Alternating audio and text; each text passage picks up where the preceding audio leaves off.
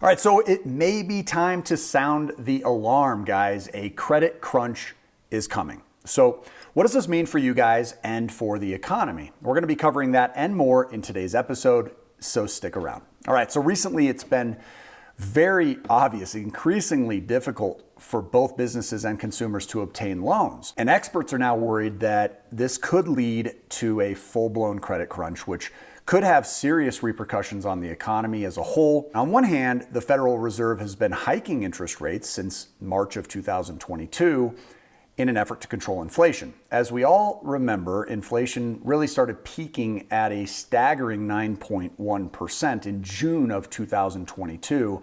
The Fed's strategy was then to make borrowing money more expensive through a series of predictable interest rate hikes. However, something unexpected has happened with the failure of Silicon Valley Bank. The collapse of SVB was the second largest banking collapse in US history.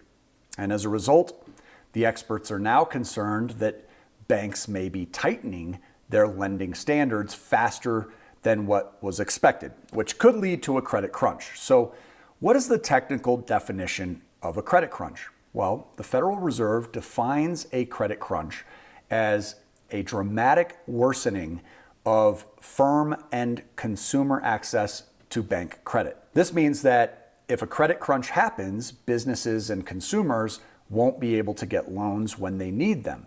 And this can slow down the economy or even lead to a deeper recession. Now, recent data shows that banks have been tightening their lending standards since the third quarter of 2022, making it more challenging for consumers to access credit. Tighter lending standards were largely a result of the Fed's rate hikes at the end of 2022, and people started taking their savings out of banks and then investing them in money market funds and treasury bills that were offering higher returns than the banks could offer. So this then led to lower cash on hand for banks due to falling deposits, making them more cautious about lending out money. It's becoming more and more clear, though, that the recent banking meltdowns have accelerated the trend of tightening lending standards. So the director of the Consumer Financial Protection Bureau, Rohit Chopra, noted a significant flow of deposits out of the banking system into money market funds and other types of investments in the last several weeks. The Fed's next quarterly survey of loan officers,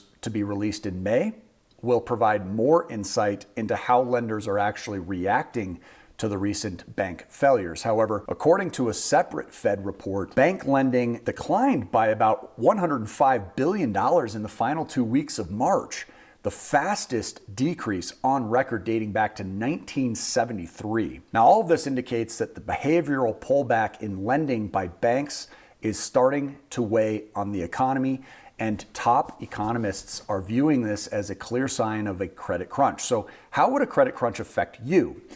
During a credit crunch, banks and other lenders dramatically tighten their lending standards, which means that they're much pickier about who they will lend money to, usually resulting in higher credit score requirements for borrowers, higher interest rates on loans, or even both. So should you seek out loans during this time?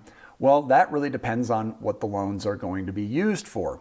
We'd certainly recommend holding off on getting loans for any projects that don't have any cash flow associated with them or a return on the investment. And this isn't the time to finance a new kitchen or bathroom renovation for your primary residence, for example. Instead, you're going to be better situated by preserving as much liquidity as possible. Instead, if you have ample savings and you don't need loans, a credit crunch could be a positive thing for your nest egg.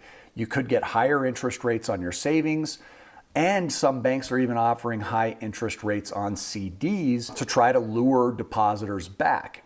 So choosing liquidity over investing right now might be a good idea as well. However, it's more important to judge investment opportunities by their individual merits rather than by casting this wide net and calling all investments a bad idea at this time. That just isn't the case. It's all a case-by-case process. Now, creative financing and the right deal still have the potential to provide substantial returns, so it really is best to dig into the opportunities as they come and discover whether now is a good time to invest in them or not. All that being said, doing what you can to keep your credit scores very high is going to be a general recommendation that we would be making to everybody during a credit crunch. By keeping your credit scores optimized right now, you'll be in the best position possible to take advantage of the best lending opportunities whenever they're present. So ultimately, the effects of a credit crunch really are going to depend on your specific situation. Some people may benefit from better interest rates on their savings, while others who need credit